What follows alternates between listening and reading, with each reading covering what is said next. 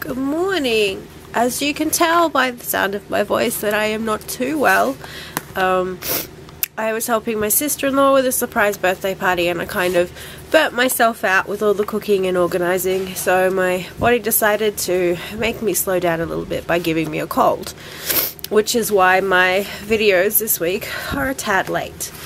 Now, this is going to be a really quick sort of intro video, Thursday thoughts, I thought I'd call it, is what I'm thinking about creating and whether I'm going to film the creation process or whether I'm just going to do it and then show you through and give you sort of tips and ideas. So I'm not sure how I'm going to do this yet, but I know I want it out there so that it makes me more accountable.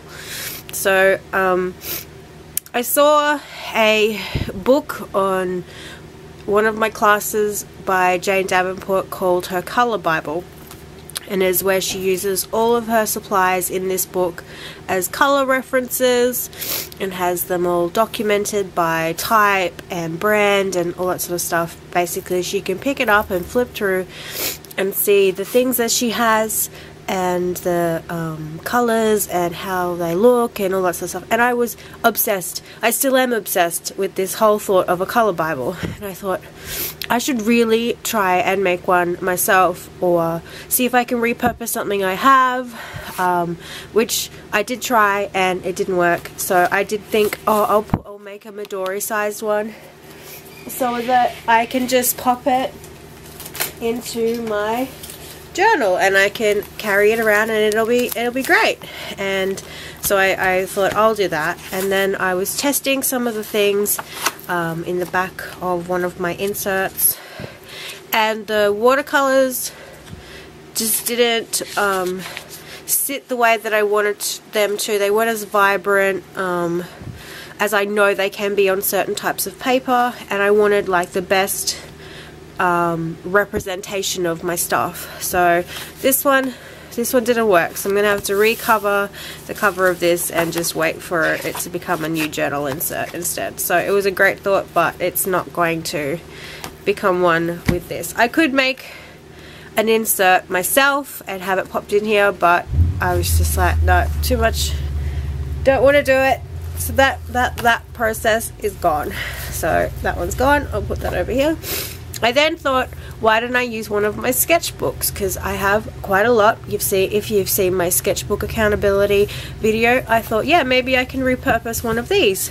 So this was one of the ones that I considered using, and then I realized that some of the paper in here is just not going to take the stuff that I want, and there's not enough blank pages in here. There's a lot of scrapbooking stuff, which will be fine when I come to actually turn it into an art journal, but it's just not going to work for my current wants. I know what I want, I'm gonna have to make it myself. That's what I think. So I thought about repurposing a secondhand book, and then I just couldn't find one that I liked, and I was being really pedantic and sort of snobby about it. So this will just stay becoming an art journal. So this one got shifted as well. And then I thought, well, why don't I just make my own? So I buy artist canvas panel boards, like really thick boards, and that is what my front covers are made of in this book. Like, these are big artist boards. They're really durable, and I like that. I like it was actually Tisha Moore that gave me the idea to use artist boards, and I've done it ever since. So I've made quite a few journals since then. And then I was trying to decide what size. So I've got 8 by 10, which is quite large and hefty. And I thought, yeah, it would be great to sort of have a bigger sort of journal, but I also wanted some portability if I was to take my colour Bible somewhere, or to the art store or something when I wanted to test something. Like, I'm going to have test pages at the back. So I thought I need it to be portable. And so it came down to either the 6 by 8 size or the 7 by 9. And so these are really cheap. I buy them at the cheap store in Australia. So, like, I don't know why the smaller one's more expensive. This one's $1.25 per board, and this one's $1.45. So they're relatively inexpensive. So I am a member of a design team for Canson, so we got sent a whole heap of like paper books, or I don't know what they're called. I'm not quite sure what they're called, like just books containing watercolor paper, drawing paper, bleed proof marker paper, all that sort of stuff. I had no idea what I was going to use these for, because I don't normally work on single sheets of paper, and so I thought maybe I could turn these into journals, like use the papers and bind my own journal with them, so that they're actually being used and not sitting on my bookshelf collecting dust, which at the moment they are, sadly. So when I tore one of them out and folded it in half just to see, sort of gauge, when I put it up against this one, so if this was my front cover, there's quite a large gap between here and here, and I did, even though it fits perfectly without trimming, well, not perfectly, but it fits without having to trim it, I didn't like how much gap is here. I sat there for a while thinking, can I deal with the gap? And I don't think I can. I don't have a massive gap on this book, or maybe I do and I'm lying to myself. No, it's not that bad. It's not that bad. So my initial thought is I'm going to do the 6x8 size and then just trim. I'm going to get my husband to trim down my pages because I can't seem to get things straight. So there's only a little bit of overhang, and otherwise it fits perfectly length wise, just height wise it's a little bit off. So what I'm going to do, all these things are the same size, so I'm going to do a mixture of watercolor paper, drawing paper for my pencils, bleed proof marker paper for all my markers. I'm going to pop some tracing paper in there just for a bit of variety, and then I'm going to put some basic computer paper at the back just to have as tester pages, so that it's not, you know, really fancy paper at the back. It's just stuff that I'm happy to test pens and things if I'm out and about. And I think the 6x8 size is really quite portable. I like the size of it. I like that I can, you know, it's not too big, it's not too, it won't be too thick, I don't think.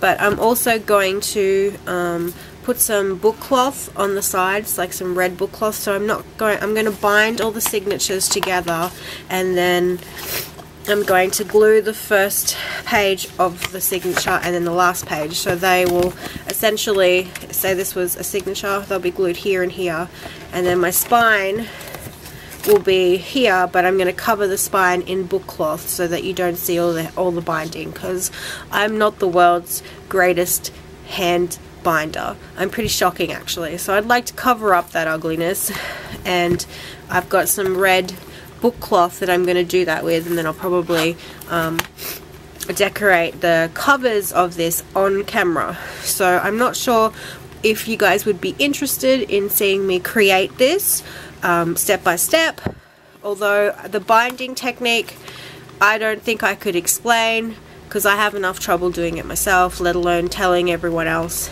So maybe that bit I won't talk about. I'll just probably speed through that, because I actually follow a tutorial on the Full Tilt Boogie class by Marianne Moss, and that's the preference that I like, and it has the kettle stitch here, and then this is a piano keys binding, I think she called it, where you have your stitches go over two tapes, and then this is all exposed, and I don't want that this time. I want all of my crazy ugly stitching, see how like uneven and stuff that is, I want that covered by nice book cloth. So that's my plan.